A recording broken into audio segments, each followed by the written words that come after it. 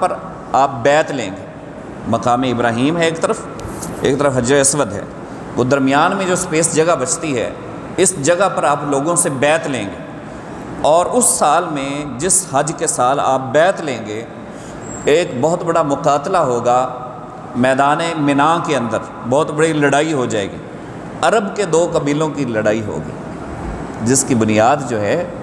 وہ رکھی جا چکی ہے۔ اب عرب کے دو بڑے قبائل کے درمیان بہت بڑا خون خرابہ ہوگا، قتل و غارت ہوگا، ایک بہت بڑی فائٹ اور لڑائی ہوگی،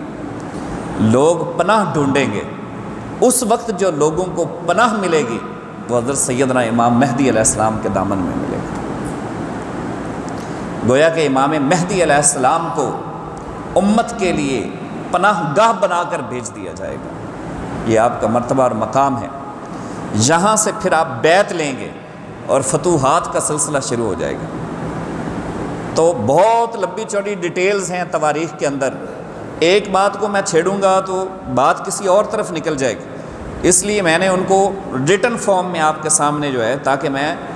مختصر انداز میں آگے بات کو بڑھاؤں اور چلتا جاؤں، وہ آپ کے سامنے پیش کرنا چاہتا ہوں۔ وہ فتوحات کا سلسلہ شروع ہوگا جس میں سب سے پہلے جو فائٹ سٹارٹ ہوگی وہ ایک سفیانی نامی شخص ہوگا۔ عرب کے ممالک کے اندر عراق، کوفہ، خراسان، ان علاقوں میں وہ لڑائی کرے گا، اور یہ یزید کی نسل میں سے ہوگا، انتہائی بدبخت اور بدترین شخص ہوگا۔ اس کا نظریہ بھی یزیدی نظریہ ہوگا، تو یزیدیت کے نظریے کو لے کر یہ مسلمانوں کا قتل عام کرے گا، اور مختلف علاقوں پر قابض ہوتا ہوا اور دہشت گردی کرتا ہوا یہ آگے بڑھتا چلا جائے گا۔ ایون کہ پھر اس کے مقابلے میں انہی عرب ممالک میں سے کچھ لشکر اٹھیں گے۔ بنیادی طور پر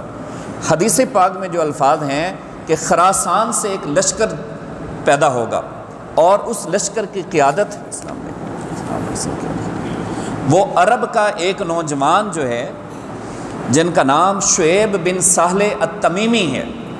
جو قبیلہ بنو تمیم سے تعلق رکھتا ہوگا، شعیب بن سہل التمیمی، یہ نوجوان اس لشکر کی قیادت کریں گے، اور یہ لشکر سفیانی کے خلاف جنگ کرے گا، سفیانی کے خلاف جنگ کرے گا، اور غلبہ اس لشکر کو حاصل ہوگا۔ لیکن ابھی طاقت کے بل بوتے پر، ظاہری افرادی قوت کے بل بوتے پر سفیانی کا ہر طرف جو ہے وہ نام ہو جائے گا، اس کی دہشت ہو جائے گی۔ جب اس کو پتہ چلے گا کہ حضرت امام مہدی علیہ السلام مکہ مدینہ منورہ سے مائیگریشن کر کے، ہجرت کر کے آپ مکہ مکرمہ تشریف لے آئے ہیں، تو یہ اپنے لشکر یہاں سے روانہ کرے گا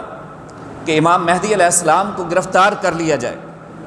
کہ اس نے جو ہے وہ میری طاقت اور میرے اثر رسوخ کے خلاف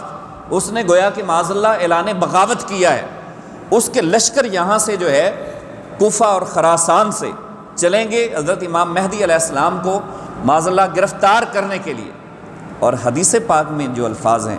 وہ یہ ہیں کہ مکہ اور مدینہ کے درمیان ایک جگہ ہے جس کا نام ہے مقام بیدا۔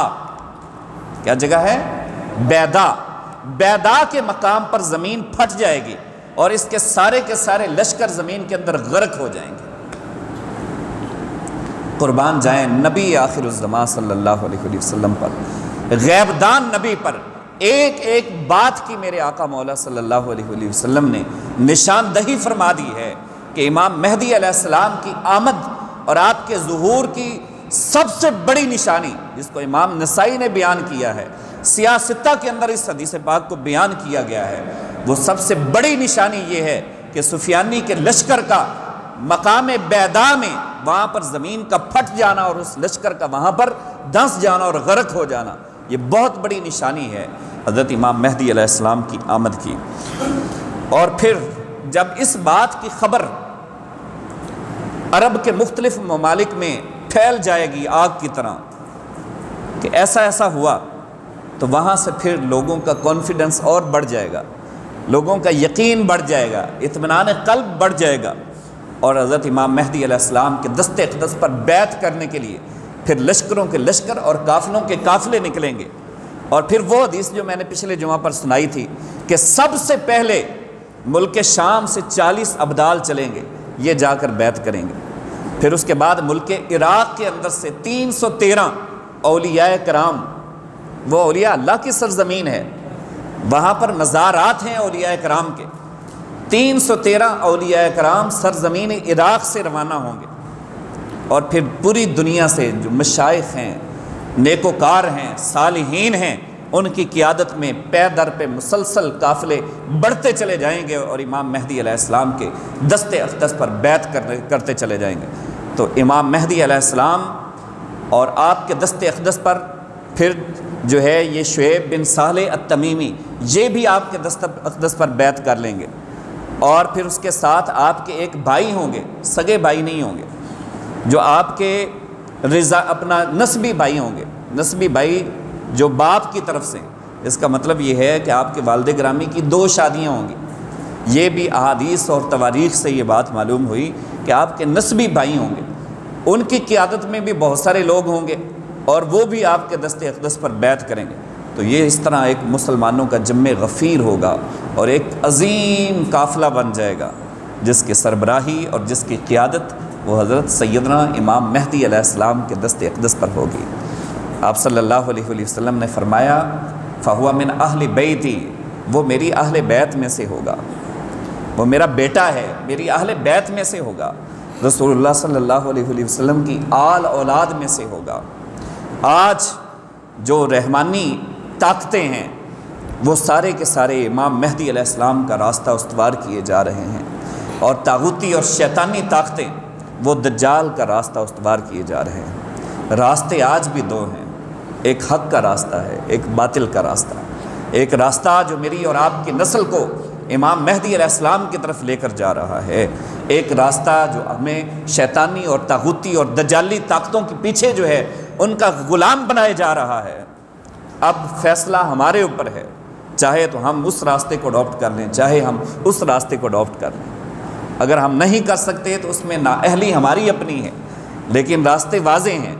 حق کو واضح طور پر بیان کر دیا گیا، کسی چیز کو چھپا کر نہیں رکھا گیا۔ تو عزیز دوستو، یہاں سے پھر جب سارے لشکر یہ آپ کے دست اقدس پر بیعت کریں گے تو امام مہدی علیہ السلام جو ہے سفیانی کا یہاں پر قتل عام ہوگا، اور جو بلاد عرب ممالک ہیں، عرب کے جو شہر ہیں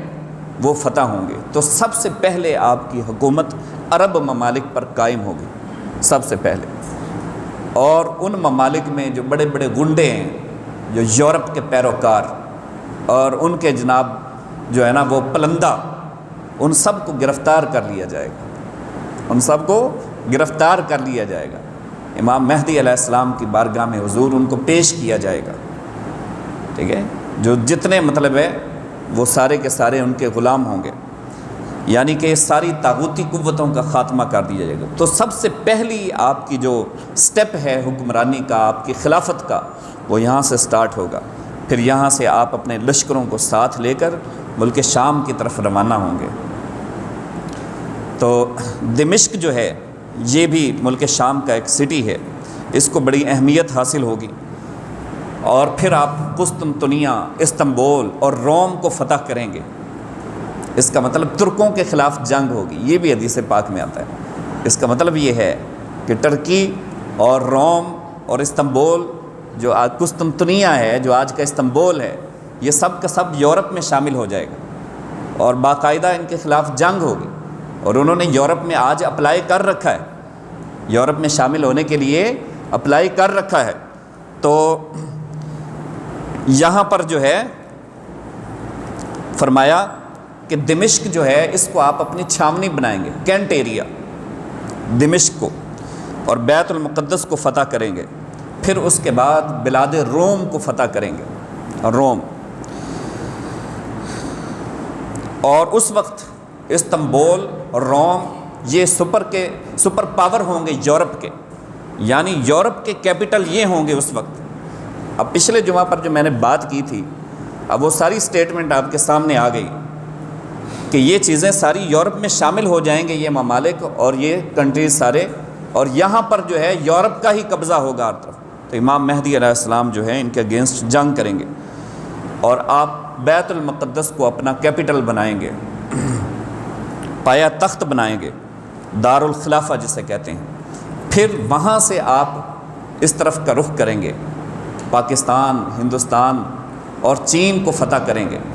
جو حدیث پاک کے الفاظ ہیں، پاکستان کا ذکر نہیں ہے، ہند، سندھ اور سین کے الفاظ ہیں، ہند، سندھ اور سین، یہاں تک کہ آپ ہندوستان، سندھ، تو سندھ پاکستان میں، اور چین کو فتح کریں گے۔ تو معلوم ہوا کہ یہ جتنے بدھ مت اور جتنے یہود و نصارہ، یہ سب کے سب یہ اسلام دشمن ہیں۔ اور آج کے سیکولر لوگ کہ نہیں جی ہمارے دوست ہیں، یہ ہے وہ ہے، تو دوستی کا تعلق جو ہے وہ معاملات کی حد تک، اس سے علاوہ جو ہے وہ دوستیاں ختم ہو جائیں گی ساری کی ساری۔ اور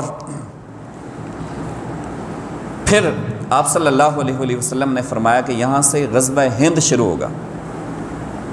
غزوہ ہند شروع ہوگا۔ حضرت ابو ہریرہ رضی اللہ تعالیٰ عنہ سے مروی۔ اور یہ بھی بات یاد رکھیں کہ یہ غزوہ ہند جو ہے یہ وہ محمد بن قاسم والا یا محمود غزنوی والا جو پہلے ہو چکا ہے غزوہ ہند، وہ نہیں ہے غزوہ، بلکہ یہ قرب قیامت والا غزوہ ہند ہے، اور حضرت ابو ہریرہ رضی اللہ تعالیٰ عنہ سے مروی ہے۔ نسائی شریف کی حدیث مبارکہ ہے، سیاہ ستہ کی نسائی شریف کی حدیث مبارکہ ہے۔ عن ابی ہریرہ رضی اللہ تعالیٰ عنہ قال وعدنا رسول اللہ صلی اللہ علیہ وسلم غزوۃ الہند، فرماتے ہیں کہ ہمارے ساتھ رسول اللہ صلی اللہ علیہ وسلم نے غزوہ ہند کا وعدہ فرمایا کہ ہر حال میں غزوہ ہند منعقد ہو کر رہے گا، بپا ہو کر رہے گا۔ فَإِنْ أَدْرَكْتَ أُنْفِقُ فِيهَا نَفْسِي وَمَالِي، اگر تم اس کو پا لو تو پھر اپنا مال بھی اس پہ قربان کر دو، اپنی جان بھی اس پہ قربان کر دو۔ نہ مال قربان کرنے میں دریغ کرو، نہ اپنی جان قربان کرنے میں دریغ کرو۔ اب دو ہی صورتیں سامنے آئیں گی۔ فَإِنْ اُقْتَلُوا، اگر تم قتل کیے جاؤ گے، كُنْتُ مِنْ أَفْضَلِ الشُّهَدَاءِ، تو تم افضل الشہداء میں شامل ہو جاؤ گے۔ وَإِنْ أُرْجَعُوا فَأَنَا أَبُو هُرَيْرَةَ الْمُحَرَّرُ، اور اگر تم غازی بن کر پلٹ آؤ گے تو جہنم کی آگ سے آزاد کر دیے جاؤ گے۔ یہ غزوہ ہند کا وہاں سے آغاز ہوگا، اور اس میں قیادت حضرت امام مہدی علیہ السلام کے ہاتھ میں ہوگی۔ تو بنیادی طور پر مسلمانوں کے دو عظیم لشکر ہو جائیں گے، جس میں پھر حدیث مبارکہ ہے ان ثوبان مولا رسول اللہ صلی اللہ علیہ وسلم اصابتان من امتی، قرب قیامت میری امت کے دو بڑے لشکر ہوں گے، اور ان بڑے لشکروں میں ایک لشکر وہ ہوگا جو غزوہ ہند میں مبتلا ہوگا، وَإِصَابَةٌ تَكُونُ عیسیٰ ابن مریم، اور دوسرا لشکر وہ ہوگا جو حضرت عیسیٰ ابن مریم کی قیادت میں، اقتداء میں ہوگا۔ یعنی ایک طرف حضرت عیسیٰ ابن مریم کا لشکر ہوگا اور دوسری طرف حضرت امام مہدی علیہ السلام کا لشکر ہوگا، اور یہ ہند، سندھ اور چین کی جو فتح ہے یہ حضرت امام مہدی علیہ السلام کے دست اقدس کی ہوگی۔ اور ادھر جو یورپ کے ممالک ہیں، جو بلاد روم ہیں، وہ سارے کے سارے حضرت عیسیٰ علیہ السلام کے دست اقدس پر فتح ہوں گے۔ اور یہاں پر میں نے پچھلے جمعہ پر ایک بات کہی تھی کہ حضرت امام مہدی علیہ السلام اور حضرت عیسیٰ علیہ السلام بیت المقدس سے جہاں پر آپ شروع کریں گے، سٹارٹ کریں گے جنگ، وہ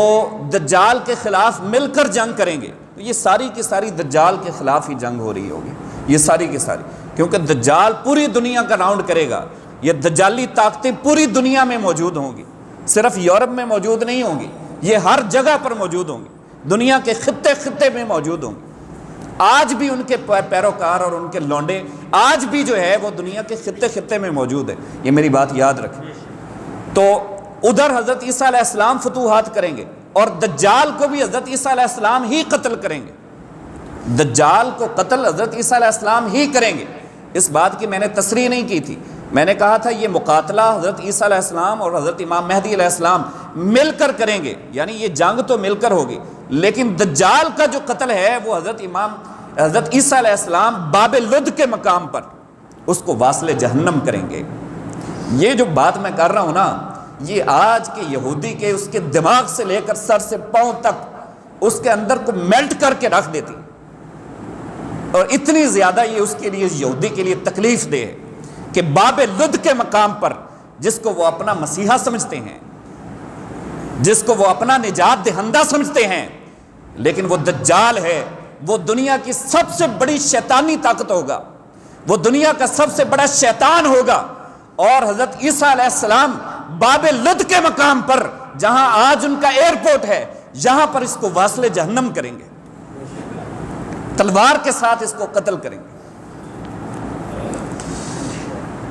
تو یہ دو بڑے لشکر ہوں گے جس کی ایک کی قیادت امام مہدی علیہ السلام اور دوسرے کی قیادت حضرت عیسیٰ علیہ السلام فرمائیں گے۔ تو یہ سارا غزوہ ہند ہے کہ احادیث مبارکہ میں اس کی وضاحت کر دی گئی۔ تو یہ ورلڈ وار اس کو کہا جاتا ہے۔ حدیث پاک میں اس کے لیے جو الفاظ استعمال ہوئے ہیں، ملحمۃ الکبریٰ کے لفظ استعمال ہوئے۔ ملحمۃ الکبریٰ، ملحمہ کا مطلب ہوتا ہے گوشت کے ٹکڑے ٹکڑے کرنا۔ اب یہ عربک میں ورڈ جو اس کی اصل روٹ ہے وہ یہ بتا رہی، جو اس کی جڑ ہے، جو اس کا مادہ ہے، وہ یہ بتا رہا ہے کہ یہاں پر قتل و غارت بہت زیادہ ہوگا، بہت زیادہ، جسموں کے چیتھڑے اڑا دیے جائیں گے۔ جس طرح کے فتح کے موقع پر جب مکہ فتح ہوا تھا تو وہاں پر ایک صحابی رسول کہہ رہے تھے الیوم یوم الملحمہ، آج تو بدلے کا دن ہے، آج ہم ان کافروں کو کاٹ کاٹ کر رکھ دیں گے، آج بدلے کا دن ہے۔ تو ملحمہ کا مطلب ہوتا ہے گوشت کے ٹکڑے کرنے۔ اس کا مطلب یہ ہے کہ اس وار کے اندر جدید سے جدید ٹیکنالوجی استعمال ہوگی اور جوہری طاقتوں کا استعمال ہوگا اور انسانی جسموں کے چیتھڑے اڑا دیے جائیں گے۔ تو الغرض آپ صلی اللہ علیہ وآلہ وسلم نے فرمایا کہ قرب قیامت عن ابی ہریرہ رضی اللہ تعالیٰ عنہ، اور تفسیر ابن کثیر کے اندر اس کو بیان کیا گیا۔ پھر البدایہ والنہایہ کے اندر اس حدیث پاک کو جو باب الفتن ہے اس کے اندر اس کو بیان کیا گیا۔ رسول اللہ صلی اللہ علیہ وآلہ وسلم نے فرمایا باسن فی السندی والہندی، کہ میری امت کے ایک لشکر بڑھے گا، وہ لشکر قرب قیامت جو ہے وہ سندھ اور ہند کی طرف روانہ کیا جائے گا اور اس کو وہ فتح کریں گے، اس پر ان کا غلبہ آئے گا، سندھ کی طرف اور ہند کی طرف۔ مسند امام احمد بن حنبل میں بھی اس طرح کی ایک حدیث مبارکہ سندھ، ہند اور سین کے الفاظ استعمال کیے گئے۔ ہندوستان، سندھ اور چین کو وہ لشکر فتح کریں گے اور بلاد روم کو، قسطنطنیہ کو، یورپ کو فتح کریں گے۔ تو عزیز دوستو، اس کا مطلب یہ ہے کہ ابھی وہ پروسیس جو ہے چل رہا ہے، ابھی بہت سارا جو ہے عالمی توازن وہ بکھرے گا، معاملات دیگر گوں ہوں گے، ابھی حالات کچھ کے کچھ ہوں گے، اور ابھی تو اس وقت جو ہے وہ دنیا میں جو ہے چائنا عروج کی طرف جا رہا ہے اور انڈیا اس سے آگے بڑھنے کی کوشش کر رہا ہے، اور امریکہ نے اپنی یونیورسٹیز اور اپنے ادارے انڈیا کے اندر قائم کر رکھے ہیں، اور آئی ٹی کے ادارے، آئی ٹی میں انڈیا امریکہ سے آگے بڑھ رہا ہے، اور انڈیا کو جو ہے وہ اس میں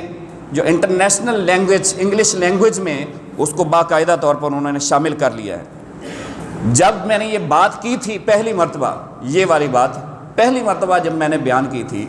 تو اس وقت لوگ جو ہے اس کو سمجھتے تھے کہ یہ پاسبل تو ہوگا ڈیفینیٹلی، کیونکہ سب جو ہے وہ اتھینٹک قرآن و حدیث کی روشنی میں یہ ساری باتیں لائی گئی، لیکن بڑا عجیب و غریب لوگوں نے خیال کیا کہ یہ کیسے پاسبل ہے،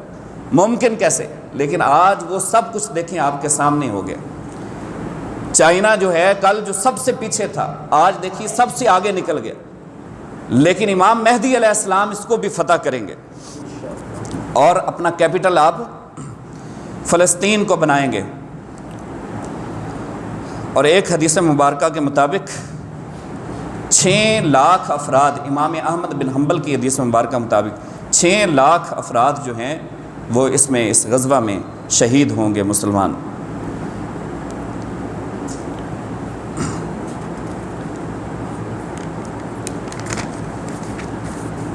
اور اس کے بعد جو بڑی بڑی علامتیں ہیں وہ پھر علامات ظاہر ہوں گی۔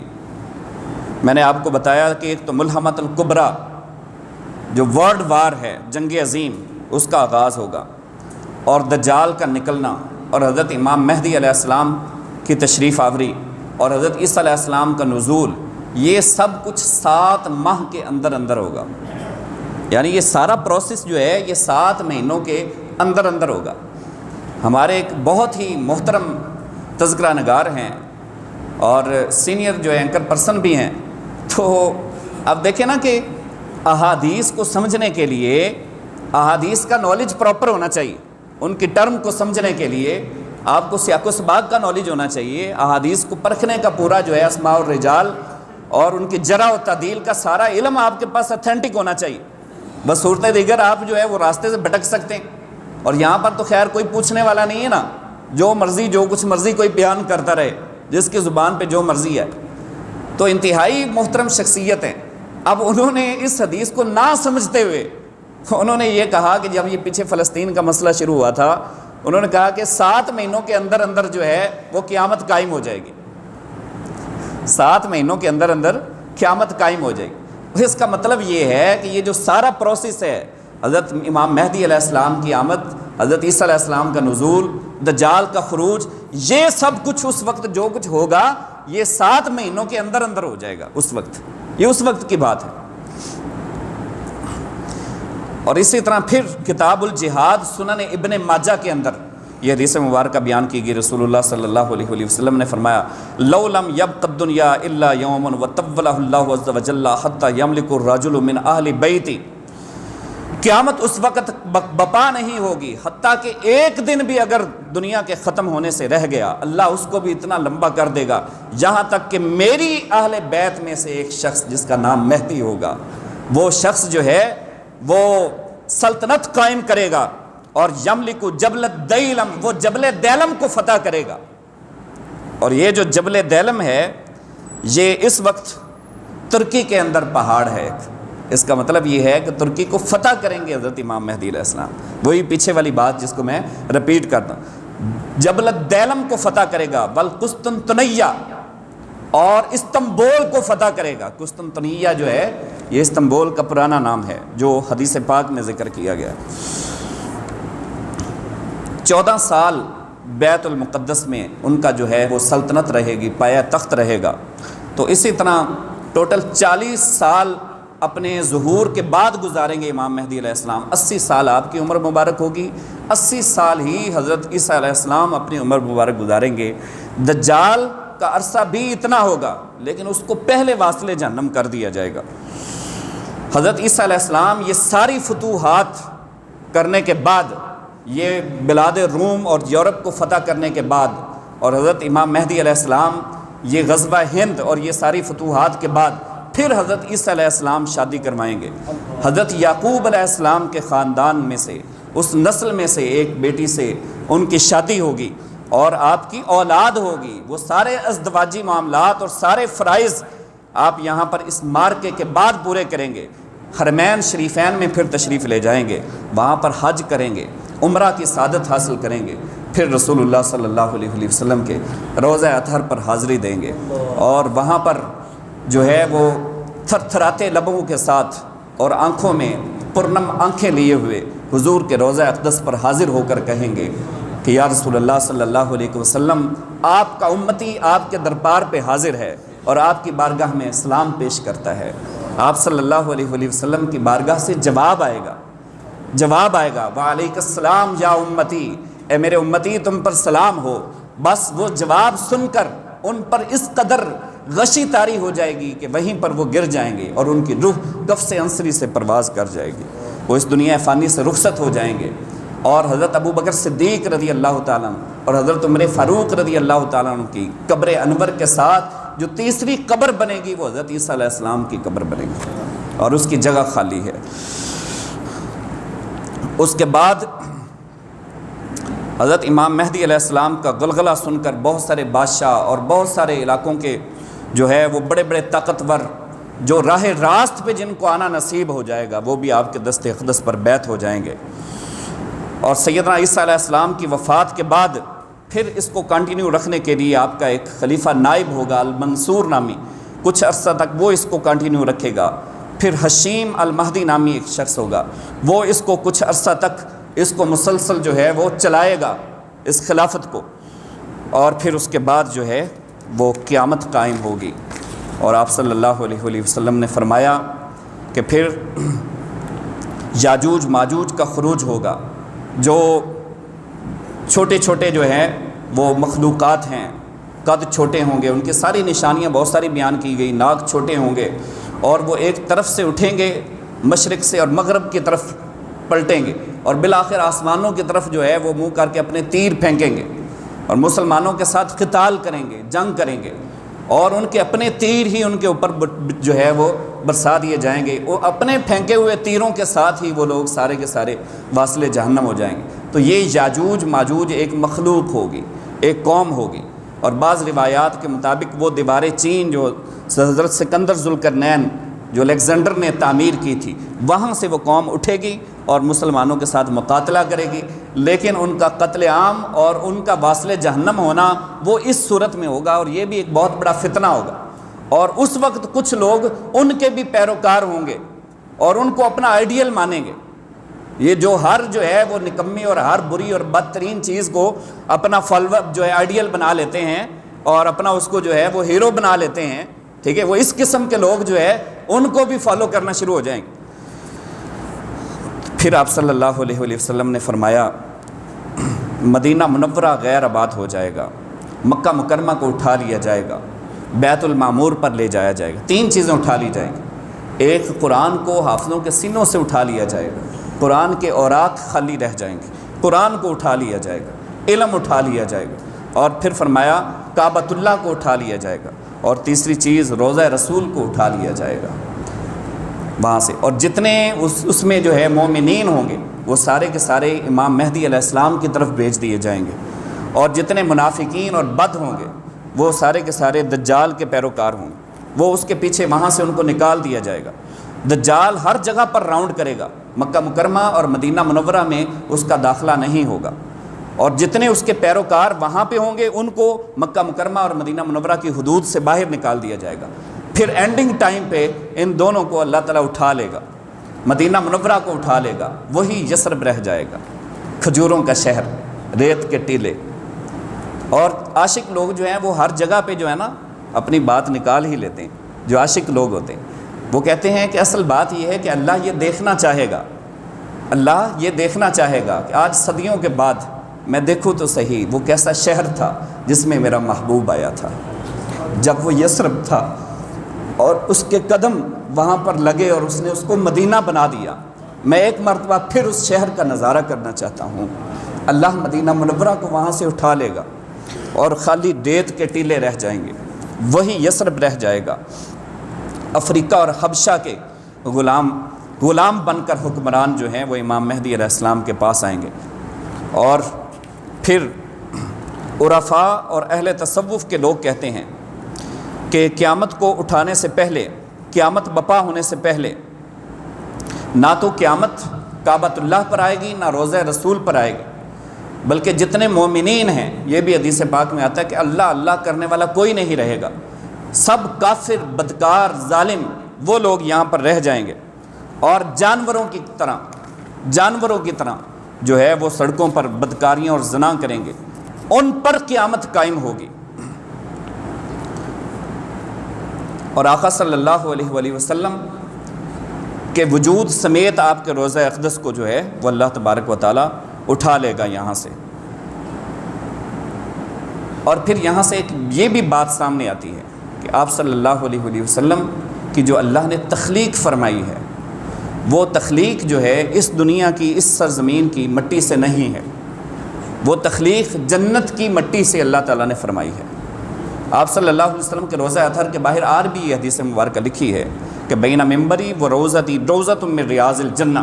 میرے ممبر اور میرے روضے کے درمیان جتنی جگہ ہے وہ جنت کے باغوں میں سے ایک باغ ہے، وہ جنت کا ٹکڑا ہے۔ گویا اللہ تبارک و تعالیٰ نے جب اپنے حبیب صلی اللہ علیہ وآلہ وسلم کی تخلیق کرنا چاہی اور آپ کو بشریت کا لباس پہنانا چاہا تو اللہ نے جبرائیل امین کو بھیجا کہ جاؤ مٹی لے کر آؤ، جس سے میں اپنے حبیب صلی اللہ علیہ وآلہ وسلم کی جو ہے وہ بشریت کا لباس ان کو پہنا دوں۔ تو جبرائیل امین نے عرض کیا کہ اے اللہ میں کہاں سے لے کر آؤں؟ تو اس جگہ پر سرزمین مدینہ کی اللہ نے بھیجا کہ جاؤ مدینہ منورہ کی سرزمین پر جاؤ، یثرب کی سرزمین پر، یہاں سے یہ مٹی لے کر آؤ۔ جب جبرائیل امین یہاں پر آئے تو اللہ نے جنت کا ایک ٹکڑا، ایک خطہ وہ سرزمین یثرب پر یہاں پر وارد کر دیا۔ اب یہاں سے وہ مٹی اٹھا کر لے گئے۔ اب وہ بات بھی سامنے آ گئی کہ جس کو جو ہے جس جگہ کی مٹی سے پیدا کیا جاتا ہے اسی جگہ پر اس کو دفنایا جاتا ہے۔ تو آپ صلی اللہ علیہ وآلہ وسلم کی جو بشریت تھی وہ اس مٹی سے بنی تھی۔ اب یہ مٹی جو ہے یہ تو ایک جنت کا ٹکڑا تھی، تو مجھے بتائیے جنت میں مٹی کہاں پہ ہے؟ جنت میں بے شک سب کچھ ہے، درخت ہیں، وہاں پر پتھر ہیں، وہاں پر نہریں ہیں، وہاں پر مٹی ہے، سب کچھ ہے، لیکن یہ سب کچھ جو ہے یہ مجھے اور آپ کو سمجھانے کے لیے، یہ ہر چیز نور ہے۔ جنت کی ہر چیز نور علی نور ہے، ہر چیز نور علی نور ہے۔ اب ہمیں سمجھانے کے لیے بتایا گیا کہ وہاں پر جناب محلات ہیں، باغات ہیں، وہاں پر یہ چیزیں ہیں، اگر ان کے نام نہ ہوتے، ان کے اوریجنل نام رکھے جاتے تو پھر ہم ان کو سمجھ بھی نہ پاتے۔ تو اس لیے آپ صلی اللہ علیہ وآلہ وسلم کے جو وجود کی تخلیق اللہ تبارک و تعالیٰ نے فرمائی ہے وہ بھی جنت کی مٹی سے فرمائی ہے، اور جنت کی مٹی تو نور علی نور ہے۔ تو بات یہ سمجھ آئی کہ آپ صلی اللہ علیہ وآلہ وسلم کے جسد اقدس میں بشریت بھی ہے، نورانیت بھی ہے، لیکن آپ صلی اللہ علیہ وآلہ وسلم کی بشریت وہ ہمارے جیسی بشریت نہیں ہے، بلکہ آپ کی بشریت بھی نورانیت ہے، بلکہ آپ صلی اللہ علیہ وسلم کی بشریت بھی نورانیت ہے۔ تو اسی طرح میں بات کو ختم کرتا ہوں، ایک دو باتیں اور میں آپ کے سامنے عرض کرتا ہوں۔ پھر فرمایا کہ سورج مغرب سے نکلے گا، اس کے بعد ایک پھر علامت بتائی گئی کہ خوشبودار ہوا چلے گی، اور اس میں جو ہے کوئی بھی روئے زمین پر اللہ اللہ کرنے والا نہیں رہے گا، سب منافق، فاسق اور فاجر رہ جائیں گے۔ اور پھر آخر میں حضرت اسرافیل علیہ السلام نفخہ اولا پہلا سور پھونکیں گے، اور اس میں جو ہے اس کی چنگاڑ میں کربناک ہوگی، اذیت ناک ہوگی، اور جتنے لوگ روئے زمین پر ہوں گے سب کے سب یہاں پر جو ہے تباہ و برباد ہو جائیں گے، مر جائیں گے۔ 40 سال پہلے ایک سور پھونکا جائے گا، اس سے 40 سال بعد پھر دوسرا سور پھونکا جائے گا، تو جو کچھ رہتا ہوگا اس زمین پر وہ کچھ بھی تباہ ہو جائے گا، اور پھر اس کے بعد قیامت بپا ہوگی۔ اور جب قیامت بپا ہوگی تو لوگ جو ہے وہ برہنہ حالت میں نفسہ نفسی کا عالم ہوگا، پھر جو باتیں آپ نے سنی ہوئی ہیں وہ سب کے سب میدان محشر کی طرف جمع کر دیے جائیں گے، اور مسلمان اور مومنین بڑی عزت اور وقار کے ساتھ میدان محشر کی طرف جمع کیے جائیں گے۔ کافر، منافق اور خدا کے دشمن منہ کے بل گھسیٹ کر جہنم کی طرف لے جائیں گے، اور کئی ایسے خاص مومنین اور حضور صلی اللہ علیہ وسلم کے خاص غلام ہیں، وہ سواریوں پہ بٹھا کر میدان محشر کی طرف لے جائے جائیں گے۔ اور آپ صلی اللہ علیہ وآلہ وسلم نے فرمایا جب مجھے میدان محشر کی طرف لے جایا جائے گا تو میں بھی سواری پر ہوں گا، اور فرمایا کہ میں اپنی سواری جو ہے وہ اپنی بیٹی فاطمہ کو دوں گا، حضرت فاطمہ الزہرا بھی آپ سواری پر سوار ہوں گی۔ اور آپ صلی اللہ علیہ وسلم نے فرمایا کہ میرے لیے جو سواری ہوگی وہ براق لایا جائے گا، اور 70,000 فرشتوں کے، لاکھوں فرشتوں کے جرمٹ میں آپ صلی اللہ علیہ وآلہ وسلم تشریف لے جائیں گے، اور سب سے پہلے فرمایا کہ جنت کا دروازہ میرے لیے کھولا جائے گا، لوائے حمد میرے ہاتھ میں ہوگا، سارے نبی میرے ہی جھنڈے تلے جمع ہوں گے، ساری امتیں، سارے نبی میرے جھنڈے تلے ہوں گے، اور اس دن جو ہے اللہ کی تعریف کا جھنڈا میرے ہاتھ میں ہوگا۔ سب سے پہلے جنت کا دروازہ مجھ محمد صلی اللہ علیہ وسلم کے لیے کھولا جائے گا، اور میں اپنا دایاں پاؤں جنت میں رکھ کر داخل ہوں گا۔ جب پہلا قدم رکھوں گا تو امام مسند امام احمد بن حنبل کی یہ روایت ہے کہ جب میں پہلا قدم اپنا رکھوں گا تو فیستقبلنی الجبار الکریم، تو رب جبار سامنے کھڑا ہو کر میرا استقبال کر رہا ہے۔ پھر وہ بعد کے سارے معاملات ہیں کہ وہ امت کی شفاعت آپ صلی اللہ علیہ وسلم فرمائیں گے، صالحین، نیکوکار، علماء، صلحاء، انبیاء، شہداء، قرآن، کعبۃ اللہ، جو جس کے ساتھ محبت رکھنے والا ہوگا تو پھر وہ چیزیں جو ہے اس کے لیے ذریعہ نجات بن جائیں گی۔ اللہ تبارک و تعالیٰ اس پرفتن دور میں ہمیں فتنوں سے بچنے کی اور اپنی نسلوں کو بچانے کی توفیق عطا فرمائے، اور اپنے حفظ و امان میں رکھے، اپنی رضا و خوشنودی عطا فرمائے، آمین بجائے۔